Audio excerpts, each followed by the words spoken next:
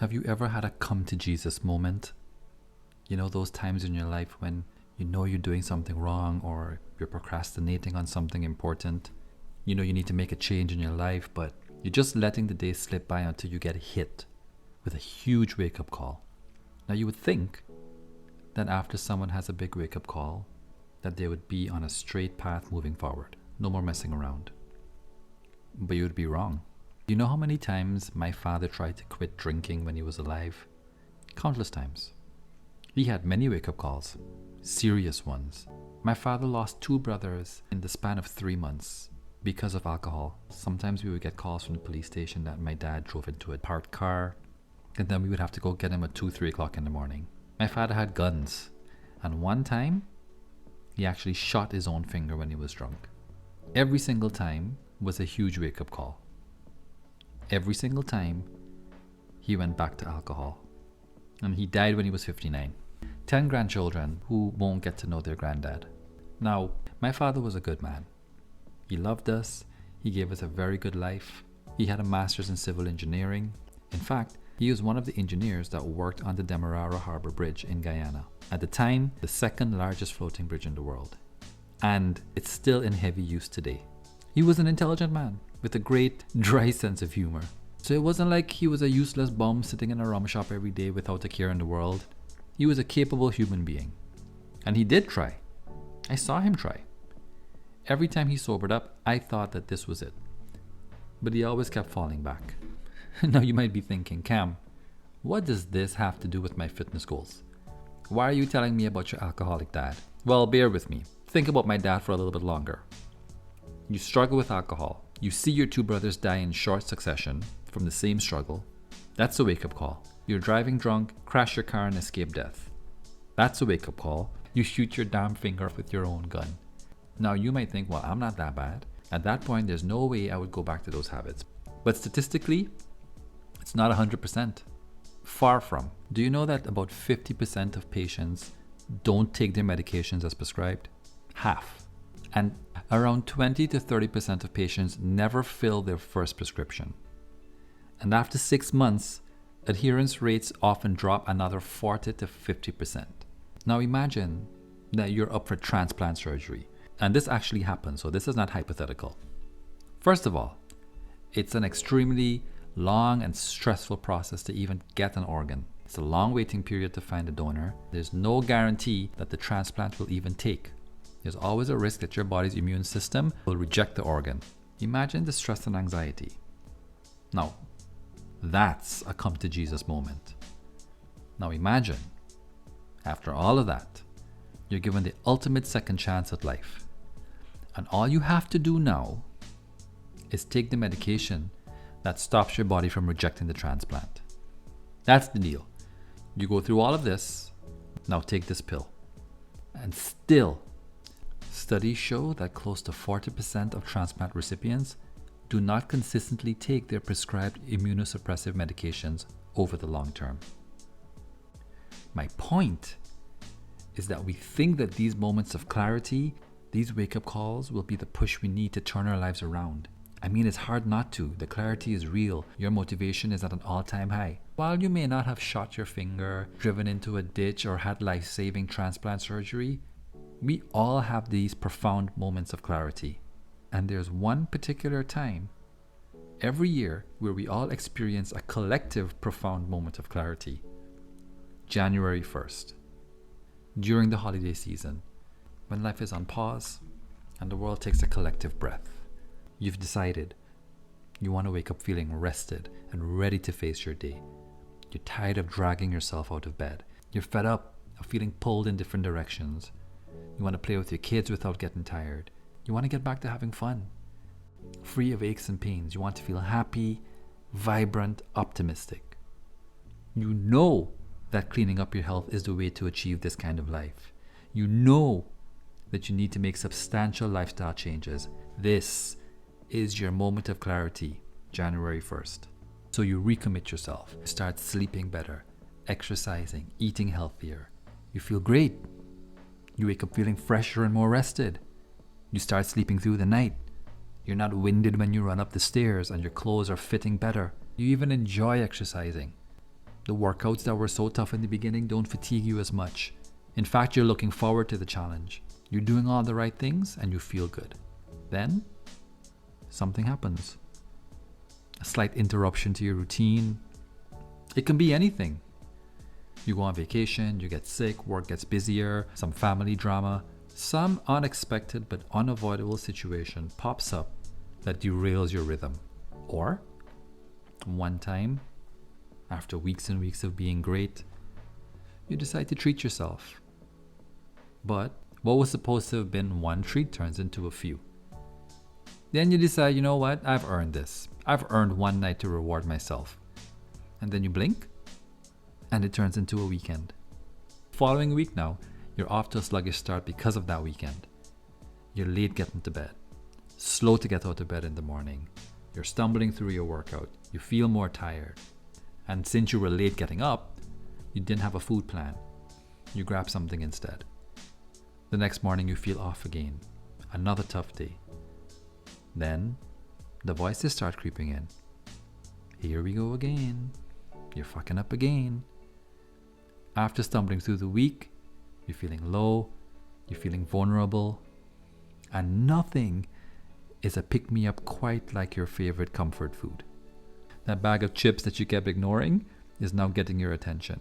You felt like crap all week, so that comfort food feels like a warm, safe blanket.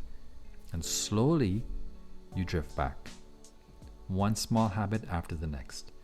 A few skipped workouts, some skipped meals, some late nights, and you're back to square one. Not quite the gun to the finger like my dad, but you've definitely shot yourself in the foot. More than once. The point is that a come to Jesus moment, a wake-up call, that profound moment of clarity, motivation is not enough. It might be enough to get you started, but it can never see you through to the end. And you know what's crazy? We live in an age where the resources are right at our fingertips. You can find any program, any meal plan, expert instruction for any style of health and wellness you choose. We have all the answers to the test, but we are failing at an astonishingly high rate. Up to 80% of people who start a fitness or weight loss program abandon it within the first year. And of the 20% who are actually able to achieve some initial success, only 30 of that 20% can stick with it for more than a year. So, if there are 100 people who start off hot and heavy on January 1st, only 20 will stick with it long enough to see some results. And then from those 20, only 6 will be able to maintain those results for more than a year. In the US alone, every year an estimated 45 million people set out to actively engage in some fitness or weight loss regimen. Imagine January 1st. That's 45 million personal come to Jesus moments. 45 million wake-up calls, of which 42 million will be right back at square one in less than 2 years. Why? Why do we snack at night even when we're not hungry? Why do we go overboard with eating and drinking on the weekend when we were so disciplined during the week? Why do we buy groceries to cook but still end up getting takeout? Why do we schedule a workout but keep doing other things when the time comes to do it? Why do we make plans to meal prep on the weekend but never get to it? Why do we say that we're going to stop with the takeout but never actually stop? Why do we mean to get to bed early but we keep scrolling on our phone? Why do we keep watching? Why do we start another episode when we know it's past our bedtime? This is the thing that really troubled me when I first started coaching. So when I became a trainer, I really thought it was going to be this easy for everyone. I really expected that once they give it a try, they would feel exactly how I felt and they would be hooked and it would be smooth sailing. But instead, I was met with those statistics that I shared with you. More failures than success. Way more failures. But there's an easy explanation for that. I was young. I was barely 18 years old. I did not have a lot going on in my life. I didn't have other responsibilities. So I was able to give my all to fitness and stick with it long enough so that it became a habit. So by the time marriage and children rolled around and businesses rolled around, going to the gym was the same as brushing my teeth. Conversely though, observing my clients way older than me with children, busy jobs, a lot of things going on in their lives. When you're trying to make this lifestyle change, but you have so many things on your plate, it's really difficult. We are on a daily, weekly, monthly, yearly cycle, and most of us are on autopilot. We have conditioned behaviors in place that are ingrained in our DNA. We really, truly are creatures of habit. And unfortunately, most of our habits are not conducive to good health. It's not about how badly you want it. Duh, of course you want it. They don't know how tired you are, how spent you are, how much you've put into your life, into your career, into your family, the sacrifices you've made, the sleepless nights, putting others above you, time and time again. And it's not simply be consistent, because you're up against decades of programmed behaviors, decades of conditioning, emotional triggers that you don't even see yet. Or if you do see them in your quiet moments, you can't stop them. Many times they still take a hold of you. And those triggers lead you back to food, lead you back to alcohol, lead you back to drugs, lead you back to avoidance, lead you back to all the habits that you're trying to break. It was easy for me because I got in young and I hadn't been beaten down by life yet. By the time you're in your late 30s, early 40s, definitely into your 50s and 60s, you've been through the ringer. Just like a soldier who's done battle, many of us have PTSD from the decades of struggles we've had to endure. And what we don't normally realize is that when we're in survival mode, you have to adapt certain behaviors so that you can survive in that moment. But once the moment is gone, many of us are still stuck with those behaviors, even though the situation no longer calls for it. Many of us have a hard time letting our guard down because we're afraid that if we do so, the threat will return. Or even if you do acknowledge that the threat is gone, you have a hard time switching out of that mode. There's so much here for you to unpack, my friend, that I feel like it's appropriate to wrap this up now. But I'll leave you with a few things. I use the trail of my career as very important breadcrumbs.